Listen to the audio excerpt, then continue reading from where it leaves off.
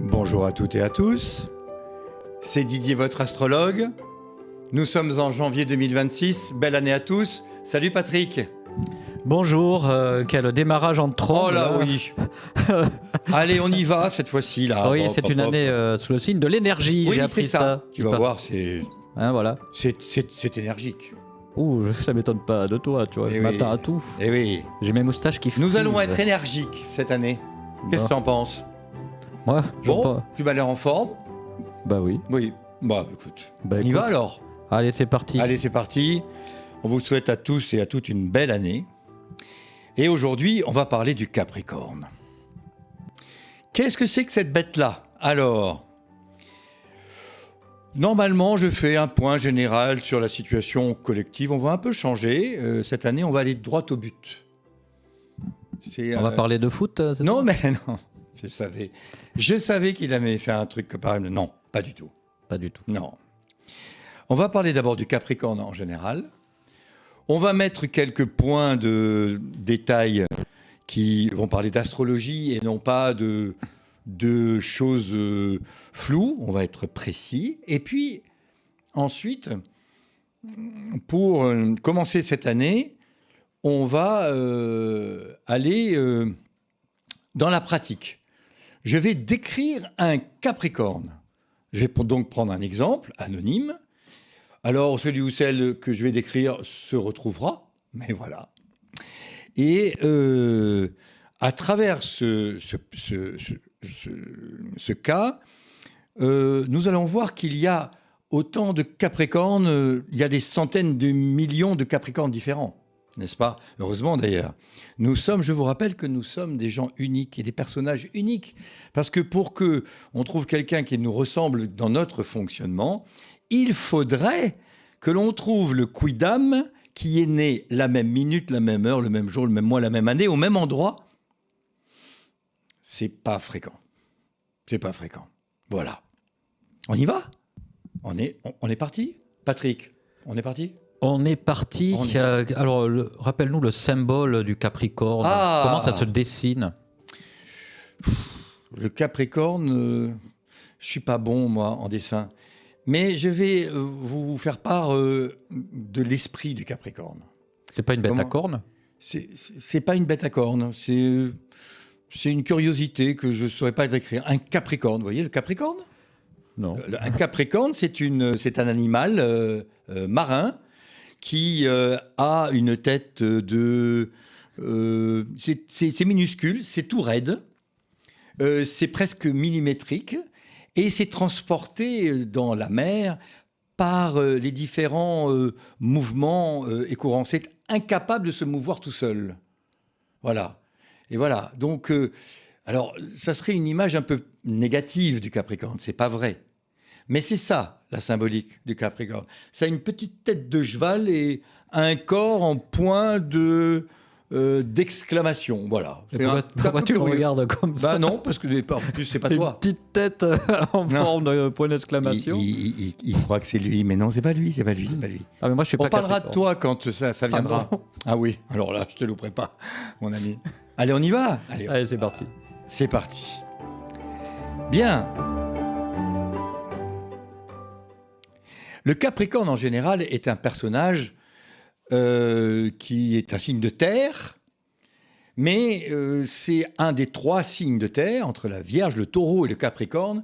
Et le Capricorne, on parle de la terre froide de l'hiver. Vous voyez, ça commence à décrire le signe du Capricorne. C'est un personnage qui réfléchit, qui est dans la matérialité et qui a besoin d'une perspective à long terme, qui, quand on le met dans la perspective à court terme, devient anxieux, qui est lent, qui a besoin qu'on lui fiche la paix, qui a besoin de se retirer, et qui est un diplomate en général.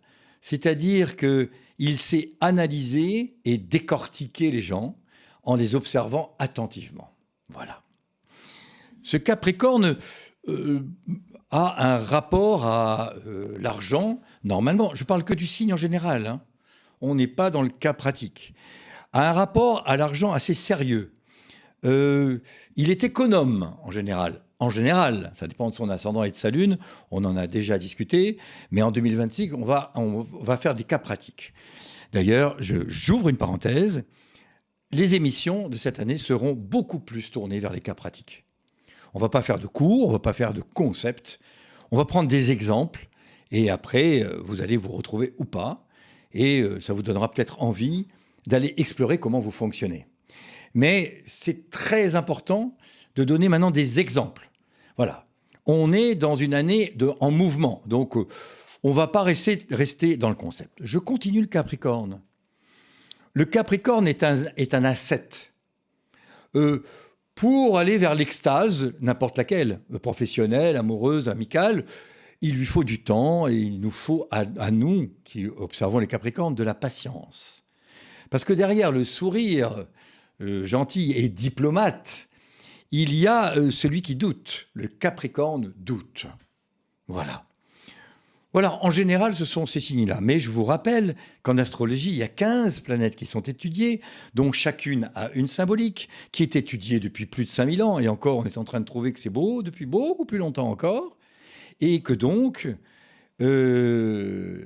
ça dépend si on a le soleil en Capricorne, l'ascendant en Capricorne, la lune en Capricorne, ou les autres planètes étudiées qui sont elles-mêmes en Capricorne. Chacune, en fonction de son symbole et dans la maison du Capricorne, va être teintée de sérieux, de pragmatisme et de moments présents, mais qui regardent vers le long terme.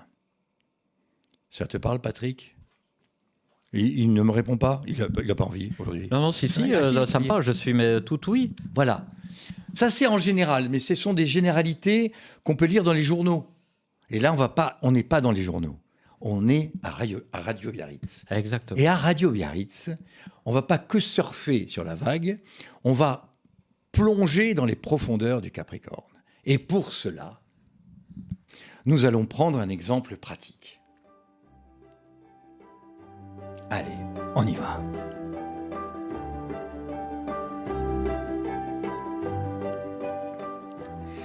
Alors, mes chers amis, vous avez derrière moi, normalement par là, c'est ça, une image d'un Capricorne, ou d'une Capricorne, que je vais étudier avec vous. L'objectif est lequel ? Ou plutôt, les objectifs sont lesquels ? De vous démontrer que derrière un Capricorne, il se cache beaucoup de choses. Que le signe principal ne fait pas le thème. Que le fonctionnement ne résonne pas à travers le signe solaire que l'on lit dans les journaux. Donc, de grâce, mesdames et messieurs, chers amis, arrêtez de lire des bêtises. J'allais dire des choses un peu plus... Mais non, on est à la radio, donc on va faire attention.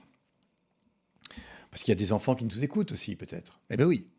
Et des gens sensibles. N'est-ce pas, Patrick ? Oui. Je suis très sensible. Oui, c'est vrai. Alors, donc, je continue. Derrière moi, à côté de moi, vous avez le thème natal d'un Capricorne. Donc, le soleil est en Capricorne. Donc, je vais vous l'entourer en rouge, son soleil. Il est là-haut, là. Voilà. Et il est dans la maison 10, la maison du destin professionnel. Et il est accolé à Mercure. Il est accolé donc à Mercure, la communication. Et donc, ce Capricorne-là a son soleil qui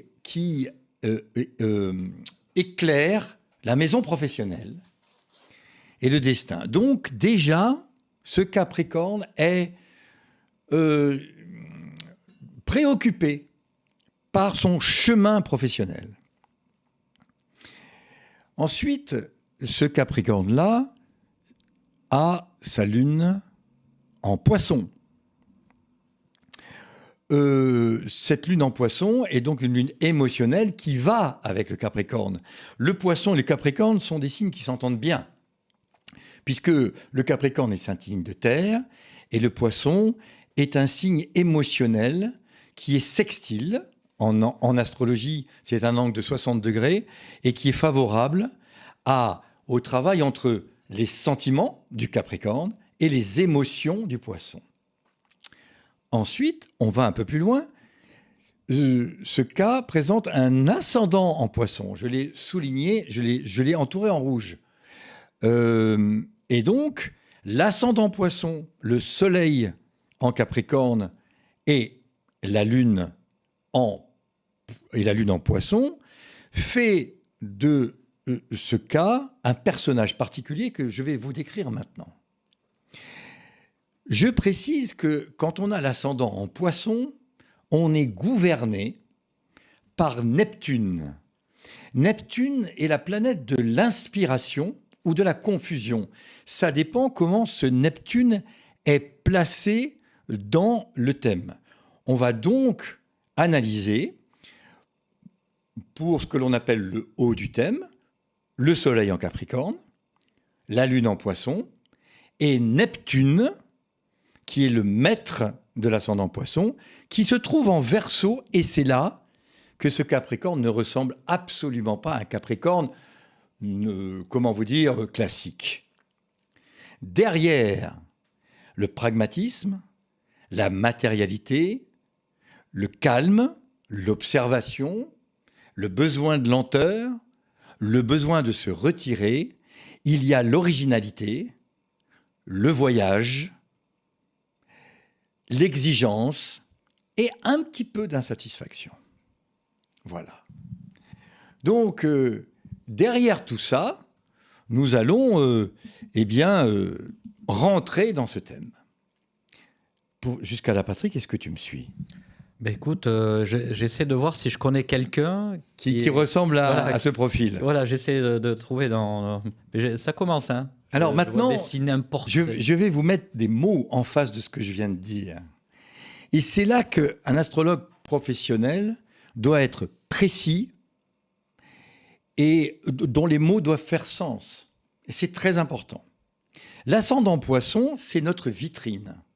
Donc ce Capricorne, il n'apparaît pas en personnage rigoureux et pilote et voulant maîtriser sa vie et dans le contrôle. Il apparaît en Poisson, c'est-à-dire sensible, intuitif, ouvert aux émotions des autres. Mais comme Neptune est en Verseau, la planète de l'originalité, maison 11, quand on rencontre cet individu que je décris, on voit quelqu'un qui est tourné vers les groupes, les actions collectives et des idéaux qui sortent de l'ordinaire. Mais dans la créativité et dans l'originalité. On n'est pas dans la convention. On n'y est pas du tout, même. Donc, ce cas se présente avec en plus un trigone, un angle de 120 degrés entre Neptune et Jupiter, maison 2. Alors, je vous montre. Regardez, Neptune, je l'entoure là maintenant en bleu, ici, et Jupiter qui est en bas, ici, et entre les deux, il y a un trait bleu. Ce trait bleu est un trait qui est favorable. Ça veut dire que l'inspiration sert la chance. Chaque fois que cet individu aura un métier doué d'inspiration et de créativité, il apportera de la chance au groupe qu'il accompagne ou dans lequel il appartient. Et ça, c'est important. Donc, il y a la confiance en soi, le développement naturel grâce à la créativité et grâce au réseau. Ce Capricorne va se développer grâce au réseau et aux actions collectives ou à des sociétés ou des idées ou des concepts tournés vers le public. Cependant, dans le thème de naissance de ce Capricorne, et on ne décrit là que son ascendant en Poisson, il y a un défi à relever déjà. Le défi est le suivant. Il y a Neptune qui est ici, mais qui se met au carré de Mars qui est ici. Vous voyez ? Je vous l'entoure. Ce trait rouge. Ça veut dire qu'il y a une tension où le cas que l'on explore a, dans son enfance ou dans son adolescence, a eu du mal probablement à explorer, exprimer ses vrais besoins ou à affirmer ses propres limites. C'est-à-dire que il y a un doute, une petite confusion, un besoin d'être un peu piloté, un besoin d'avoir d'autres avis. Et ça peut avoir gêné son développement à l'enfance ou à l'adolescence. Mais c'est un thème de naissance. Donc, aujourd'hui, on décrit un individu, on va dire que c'est une femme, tiens. Une femme qui a à peu près 26 ans et qui a dépassé, évidemment, depuis longtemps, cette adolescence et qui va apprendre à exprimer mieux ses besoins ou exprimer mieux ses limites. Et c'est très important d'être cohérent. Je continue.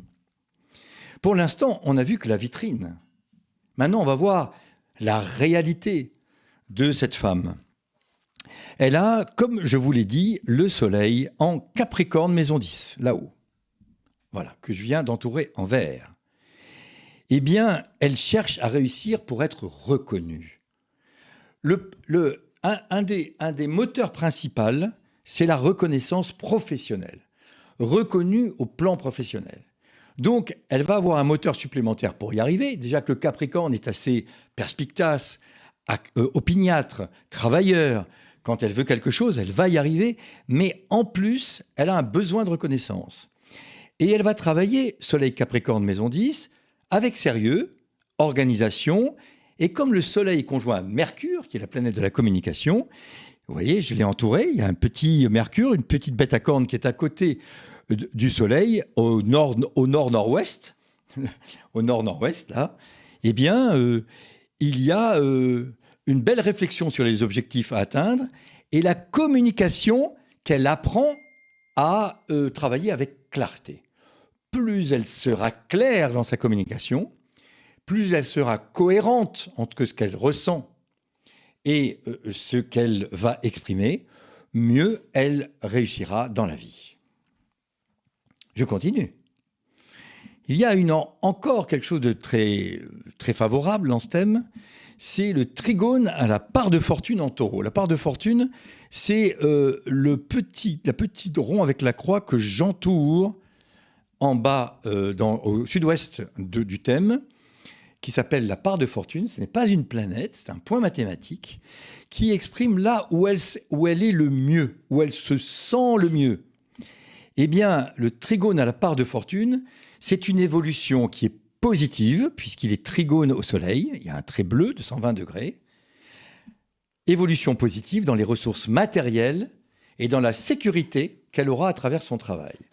Donc, le thème de naissance lui est favorable. Si elle comprend bien son fonctionnement, elle sera fondée à défendre ce dont elle a envie pour travailler. Elle sera imaginative, empathique et elle suivra la voie en accord avec ses valeurs. Et les valeurs, elle va les trouver. Et l'apogée, l'acmé de la valeur en astrologie, c'est 35 ans. Donc, elle est sur le chemin, elle a 26 ans, elle est sur le chemin d'aller vers sa valeur fondamentale. Enfin, et pour continuer, elle a la lune en poisson, c'est une grande émotionnelle, très grande émotionnelle. C'est-à-dire que derrière les mots du Capricorne où elle veut se montrer sérieuse, des fois, et elle ne veut pas qu'on voit son émotion, elle est très émotionnelle. Donc, quand on la connaît bien, elle est donc émotionnelle, pragmatique, réaliste, organisée, méthodique, ambitieuse, sensible et créative. Donc, elle est faite pour un métier de création, mais à condition qu'elle le pilote à terme. Qu'est-ce que tu en penses ? Ben écoute, c'est beaucoup de qualité ça, mais ça va pas être facile d'être sensible tout en étant... Donc il faut trouver un métier, je te coupe, Oui. pardon, Non, mais je t'en prie. mais un métier où il y a un objectif clair, un cap qu'il faut tenir ou qu'il faut piloter, mais dans un métier de créativité et de sensibilité. Donc, Voilà. Il faut qu'elle accepte donc son côté créatif, Oui, il faut au contraire qu'elle l'explore. qu'elle explore. Parce que aller vers les aspects pragmatiques du Capricorne ne lui conviendront pas à terme. il faudra qu'elle soit impliquée dans les projets créatifs qui mènent au succès de son entreprise, pragmatique, mais dans la valeur de ce qu'elle est, c'est une profonde créative. Neptune est très créateur dans ce thème puisqu'il est en Verseau. Voilà. Donc les créations doivent être originales, tournées vers la communication, ça c'est le Verseau, tournées vers le public, c'est le Verseau, et il faut qu'elle apprenne, quand elle commencera à intégrer ce qui va aller dans le sens de ce qu'elle a envie et de ce qu'elle veut atteindre, qu'elle soit assez régulière. Or, elle a la chance d'être capricornienne, donc elle est régulière malgré de temps en temps des éclipses où des fois elle a besoin de souffler et de s'absenter pour revenir. Donc il faut qu'elle prenne la respiration de temps en temps. Voilà. Une petite musique s'impose. Tu vois, j'avais déjà le doigt sur la gâchette. Ah, tu tires très vite en 2026, toi. Ah, Lucky Luke ? tout le monde dit pas ça. Bon.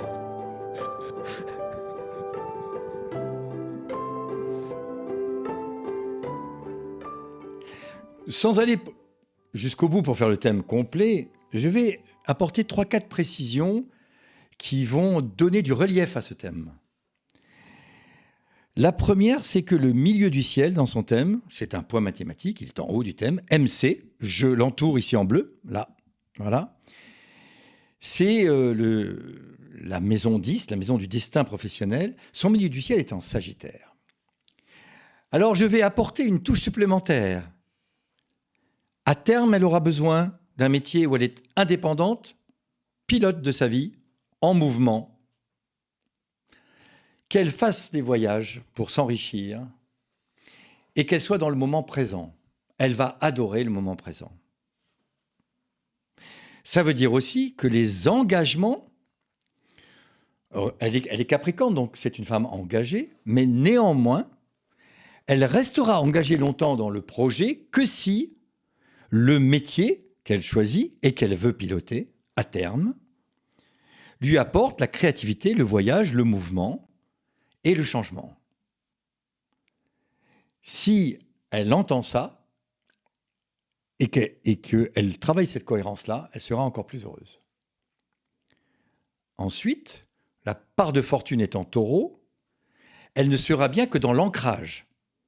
C'est-à-dire que dans sa vie privée, personnelle, elle aura besoin d'une assise dans laquelle elle se sent bien, qu'elle choisit elle-même, dans l'environnement qu'elle va mettre en place et dans lequel elle va se ressourcer. Elle a besoin, à terme, d'un endroit d'où elle part et où elle revient, où elle sera bien. Enfin, et on s'arrêtera là sur la description, il y a beaucoup d'autres choses à dire, mais il y a d'autres planètes. Il y a Mars, il y a Jupiter, il y a Saturne. Chiron, la planète de la blessure, est présente comme tout le monde dans un thème. C'est la planète de la blessure et du chemin. Et Chiron est en maison 9. La maison 9, c'est l'intelligence supérieure. Dans ce thème, il est conjoint au milieu du ciel. Le milieu du ciel, en astrologie, c'est la représentation de la mer. La mer est très puissante dans le thème de cette femme. Et cette mer est à la fois la puissance et l'ombre. C'est-à-dire que à la fin de chaque journée, elle a eu besoin, dans la quête du sens, de la quête de vérité venant plutôt du féminin, et dans l'apprentissage, et dernière chose, Chiron Maison 9 l'a peut-être empêché de s'expatrier, mais l'objectif de vie, c'est de travailler avec l'international, c'est-à-dire avec les langues étrangères ou avec de la créativité qui relie plusieurs sources, plusieurs intelligences, où elle trouve sa créativité. Voilà. Donc, en résumé, Et on s'arrêtera là pour la première phase de cette étude astrologique, qui est l'étude du thème natal. Le chemin passe par la recherche de sens, par l'acceptation de certaines fragilités, dont une grande émotion, par le besoin de construire une base solide, par le besoin de piloter, par la créativité, et derrière, elle avancera, et l'objectif, c'est d'inspirer à terme les autres, notamment ses enfants. Voilà.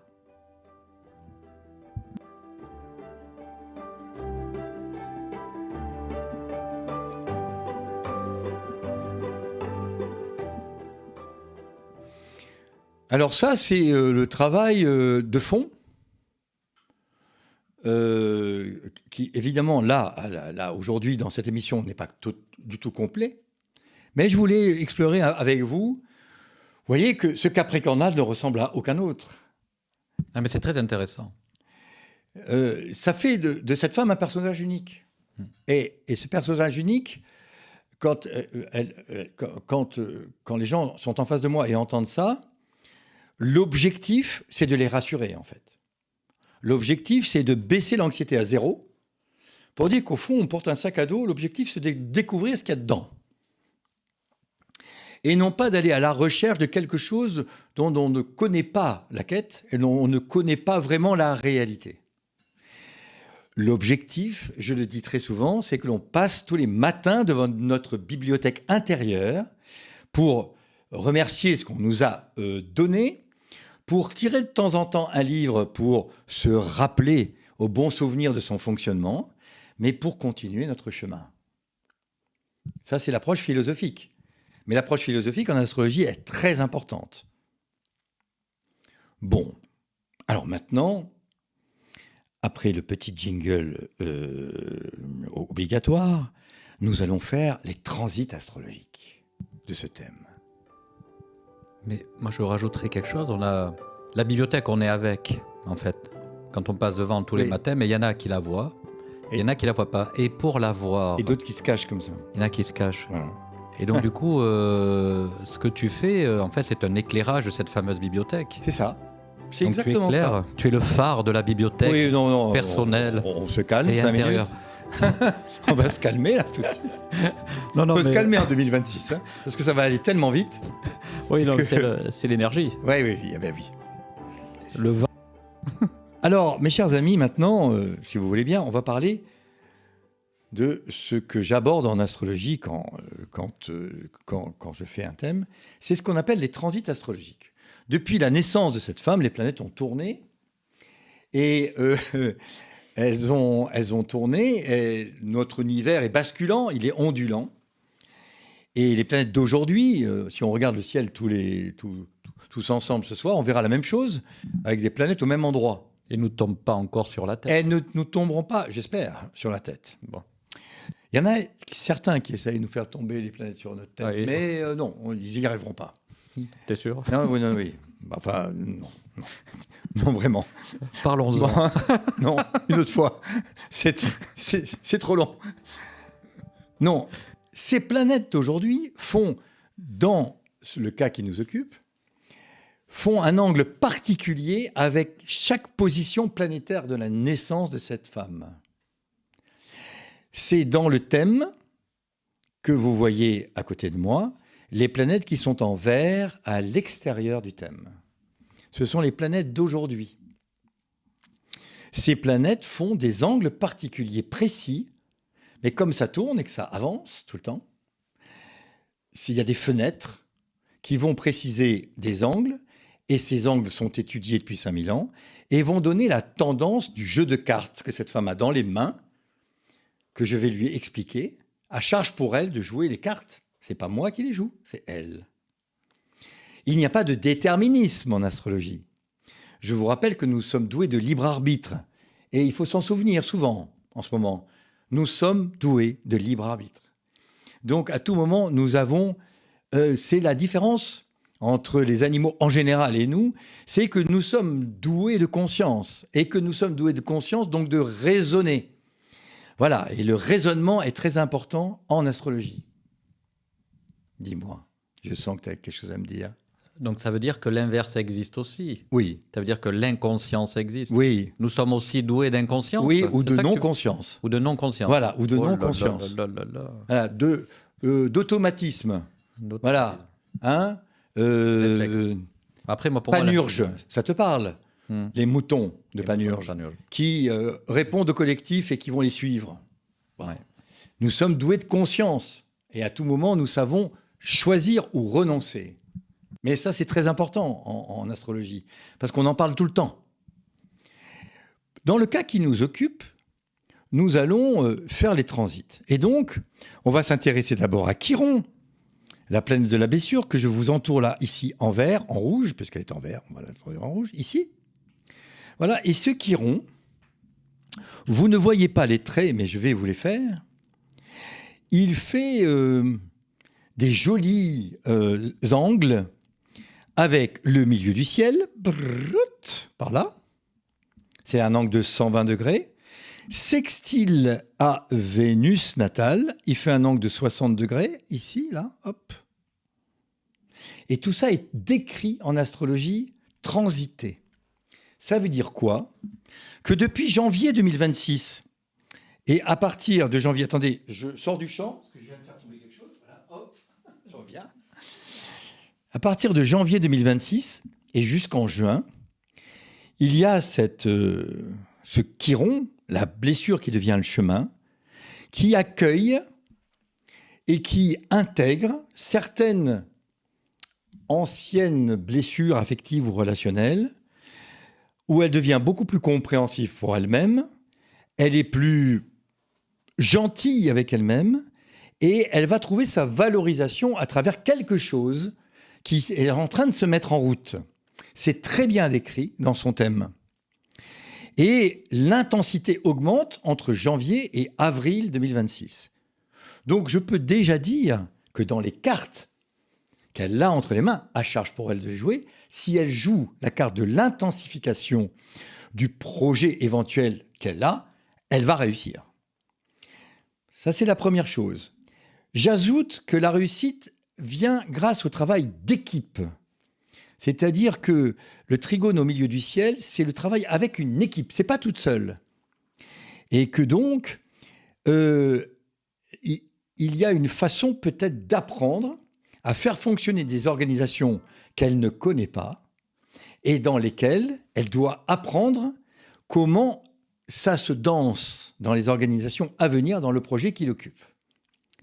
La deuxième chose, c'est que, la deuxième chose, c'est qu'il y a une phase qui commence en janvier, qui est ouverte jusqu'en janvier 2028, qui donne un nouveau sens à son rêve, qui est tourné vers le collectif, dans des projets d'équipe, avec des aspirations profondes et dans l'engagement. On lui demande juste d'être prudente et d'y aller tranquillement pour vérifier que les bases qu'elle a construites sont bien solides. Ensuite, il est en train de me mettre le jingle. Il veut me dire quelque chose peut-être? Non, Non, voilà. je voulais un petit peu d'ambiance. Un petit peu d'ambiance, c'est bien, c'est au fond là. Voilà, je continue. Très bon thème. Parce que Saturne, la planète de la responsabilité, se met en mouvement à partir du 15 mars 2026 et devient trigone à Pluton maison 9, où grâce à elle, l'intelligence du projet qu'elle embrasse et qu'elle veut copiloter ou accompagner devient puissant, complexe. Et Jupiter maison 2 finit par apporter de l'argent. Donc le projet qu'elle est en train de mettre en place a une visée de matérialité, mais c'est une bonne nouvelle, parce que comme elle est capricornienne, elle va retrouver son assise. Elle a besoin de matérialité pour la récompense que ça va lui apporter dans les prochains mois.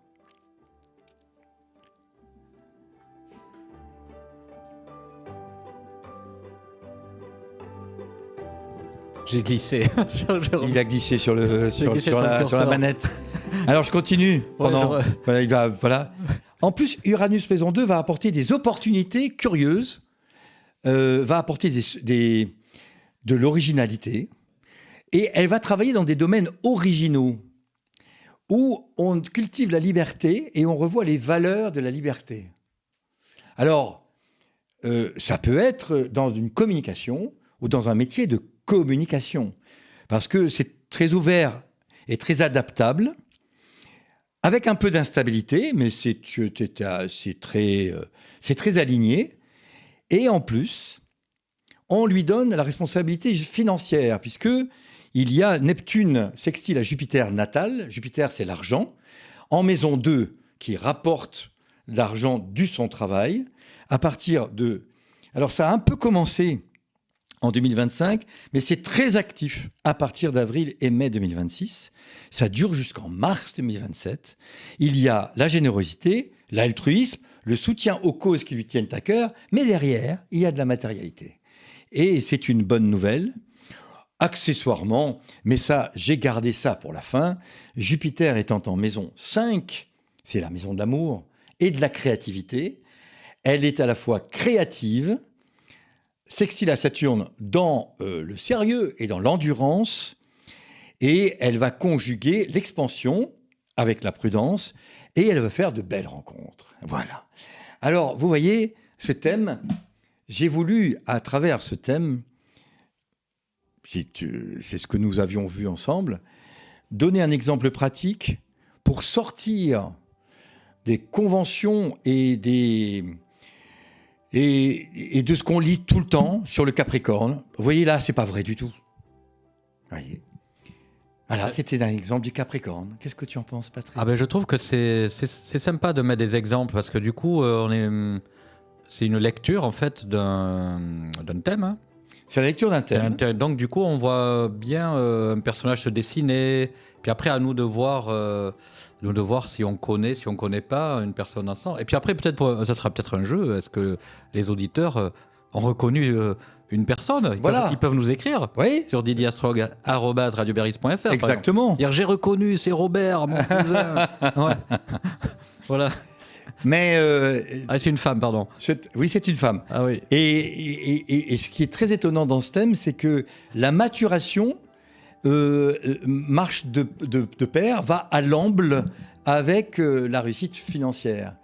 Et c'est vraiment une belle fenêtre. Voilà. Mais c'est complexe quand même. Hein, entre oui, c'est complexe. Ouverture, créativité et assise financière. Dans le collectif. Dans le collectif. Dans la communication. Dans la communication. Dans des projets complexes. La communication, rappelle-moi, c'est quoi les planètes là, de communication ? C'est Mercure. C'est Mercure. Elle a Mercure en maison 10, donc elle est programmée pour travailler dans le professionnel de la communication. Chaque planète a un axe. Elle est programmée pour ça. Ah ouais. Voilà.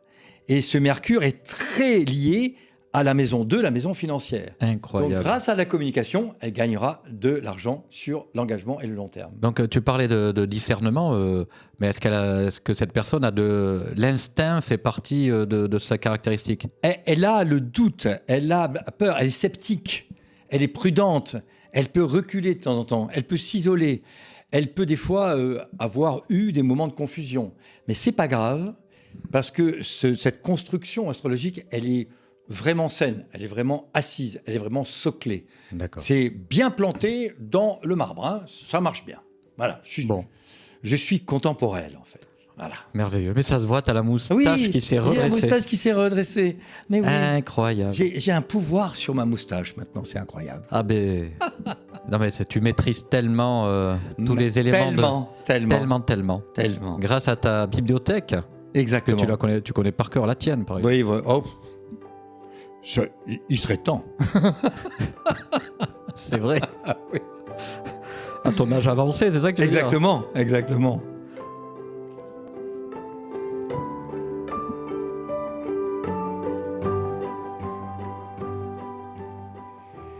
Mes chers amis, cette émission est terminée. J'espère qu'elle vous aura plu. Vous pouvez nous écrire. Vous pouvez écouter... évidemment, et réécouter en replay à partir de cette émission qui est en direct, et nous écrire, et surtout écouter Radio Biarritz, parce que c'est une radio qui est appelée à vraiment évoluer. Et surtout qui est très importante pour la région, en tout cas je le sens. Oui, Je sens que les gens apprécient vraiment ce qu'on est en train de démarrer en fait. Et 2026, ça va bien se passer. Ben oui, c'est l'année 4, c'est bien. C'est l'année du travail, mais du franchissement de sommet. Un jour, on parlera de l'astrologie chinoise ou pas? Oui, oui. Parce que c'est cheval de feu, là, cette année. Eh oui. C'est vrai. Eh oui. Ah, tu me regardes parce que tu sais que tu as en face de toi un étalon fire. Oui, alors tu es cheval de feu, tu sais ce que je suis, moi? Non. Cheval de bois. Te frotte pas à moi. Hein. On garde une certaine distance. À bientôt, chers amis. Au mois prochain. Salut. Salut.